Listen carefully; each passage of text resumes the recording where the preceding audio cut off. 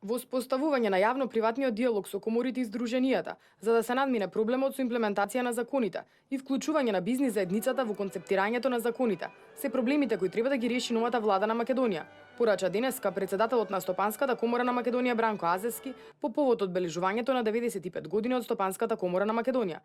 Во рамки на прославата се одржи тркалезна маса насловена "Позицијата на малите земји во меѓународната економија, предности и недостатоци", на која учествува домашни и странски реномирани представници од бизнис заедницата, научната и стручната јавност. Според Азевски, оваа конференција има за цел да се интензивира соработката на малите земји. Големите глобализираат, малите соработуваат. Треба да интензивираме соработката на малите земји. Под мали земји ние подразбираме под 10 милиони жители.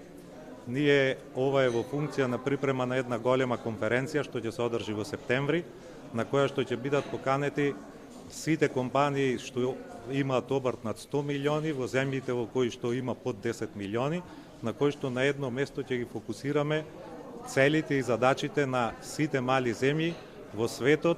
Горан Рафаиловски од Стопанската комора во однос на светската глобализација порача малите земји треба да ги следат светските трендови. Ако не ги следат трендовите, малите земји ќе останат таму каде што се мали земји.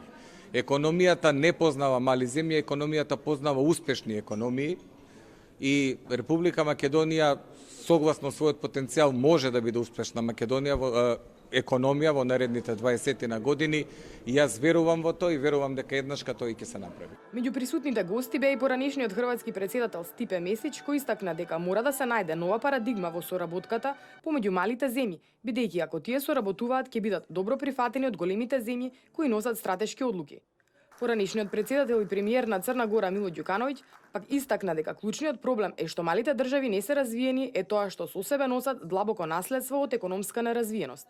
Александар Влаховиќ, кој е главен организатор на бизнис форумот во Копаоник, рече дека за една мала земја да биде економски просперитетна, треба да има реформи во јавниот сектор и добро дефинирана и јасна визија за политиката.